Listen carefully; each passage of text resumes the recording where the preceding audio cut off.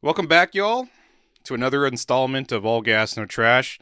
My name's Adam, and we're doing another episode sans Josh. And this actually might be more routine going forward because doing covering one artist or one subject in two episodes, I think has allowed me to flesh out my ideas without the influence of somebody else, whether that is actually happening or not, is great, and it allows for more content to be created about the topic or the artist that we're covering. So I think I might be doing that going forward.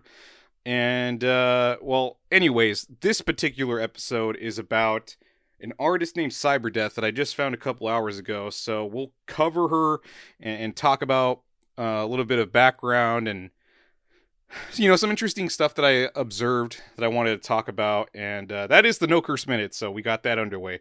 So Cyberdeath is this artist from Canada, and I don't really know how to describe her music. It's quite eclectic. I know that's a word that's often beat to death, but it's something that I heard, and I believe it was her latest track called Dance Floor, and it reminded me of the movie The Crow, the Brandon Lee version, the original. Um, there was something about it that just reminds me of that soundtrack, and that's like one of my favorite comic book movies ever. And the more that I was digging into her profile on Instagram, I found her quite enjoyable. Not only just somebody that's impressionable or seems amiable. She's talking about how she samples real interesting things, like she'll take a water canteen and sample that because she likes the metallic sounds, or she'll use her Nintendo DS to sample whatever it is that she wanted. And she's just kind of showing her entire process of writing music, but she also shows the other sides of herself, which include going thrifting and just whatever clothing she likes. And, that's not really stuff that's particularly interesting to me, but it's the way she does it that comes across as charming. And one of my favorite things that I found out about her, so she had an album that came out and it was in 2024, and I believe it was called Washed Up. And I don't want to check right now because it's going to distract me, and I could just bring it up in the next segment where we go over a couple of songs that we're going to listen to from her. So she has this album that she came out with in 2024, and it's a beautiful cover. Like, it's her drowning in water, and the colors of the waves, or rather the water itself, are super saturated, and the words themselves are like a metallic watery color, or rather a watery metallic texture, kind of like the T1000 in Terminator 2. It's something like that, but it's got like a tint of blue, so it looks watery, I guess. And that was like, I don't know, that was a real standout thing for me. And she was talking about the backstory, or rather giving exposition about the cover, and she had her sister do that, who's like her creative director.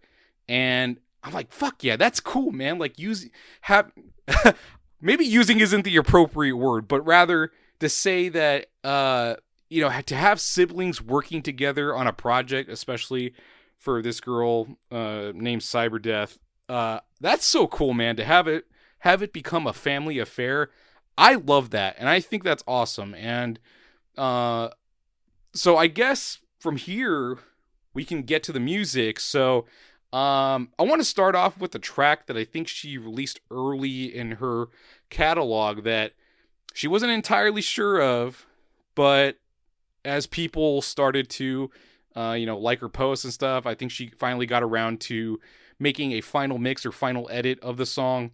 And I think she is dabbling in quite a few different genres, and I'm not gonna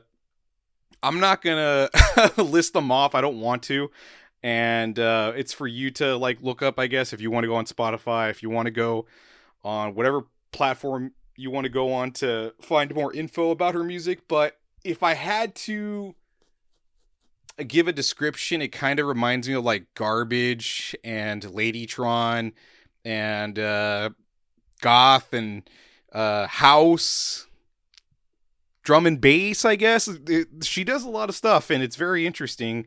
And I don't know what this particular track is, but because man, I'll tell you what, when it comes to EDM stuff, like it's very hard to keep track of every subgenre and everything that giant genre covers and stuff, and it gives me a headache, and I'd rather just skip it. But I will say that this track that we're gonna listen to, I think it's called Husk, if I'm not mistaken. I'll just look it up real quickly.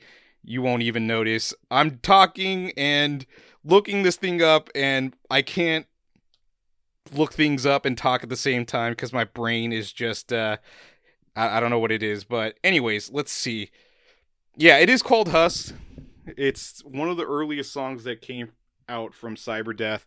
I really like this track.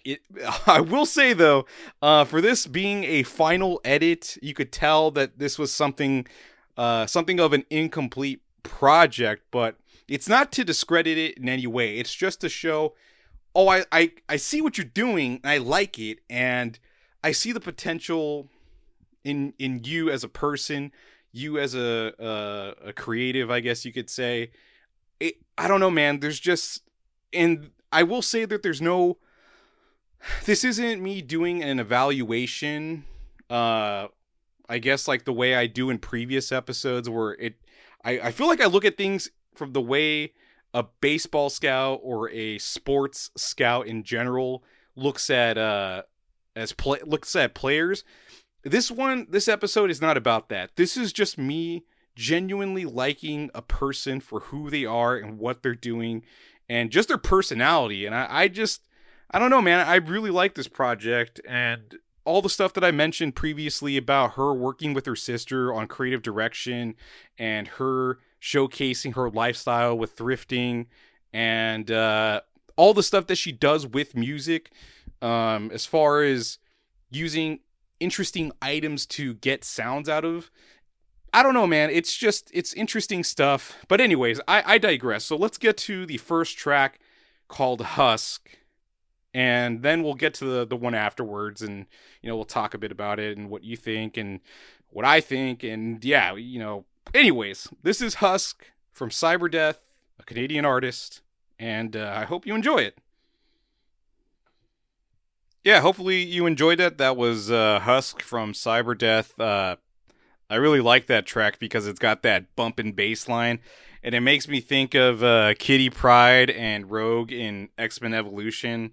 When they're dancing, but that scene was like translated over, or rather it was paying an homage to, I think, the movie called The Craft, which also was from the 90s. But yeah, she's got a very sweet voice, and I love it. And it's one of the early tracks, so it's not refined or anything like that, but there's potential here. I see potential here, and it's not like I can make an evaluation and say, oh, I know where this is going to go, I know where this is going to end up. But here we have another situation where we have somebody that is a songwriter, producer, does everything themselves, and I'm thinking, man, that's kind of like if there is even a vague comparison to Grimes, like that'd be kind of cool to see her come up in the same way that Grimes did, and just do everything yourself, with the exception of like creative direction from her sister.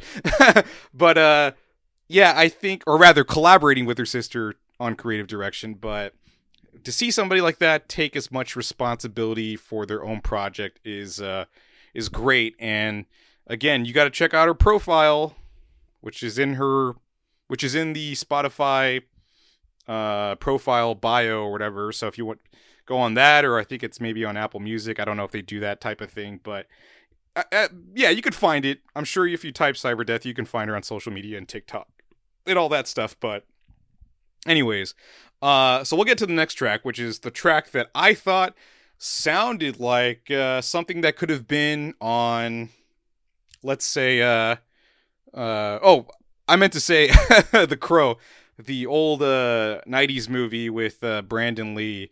Banger soundtrack. amazing soundtrack. So I think this track would fit appropriately on that. And so we'll go ahead and listen to that. And we're going to listen to Dance Floor from Cyberdeath. And then afterwards, we'll talk about it, or, kind of the usual thing that we usually do. So, anyways, this is Dance Floor from Cyberdeath. So that was Dance Floor from Cyberdeath. And as I was saying before, around the 37-second mark, you could hear like this guitar riff that's reminiscent of Burn from The Cure.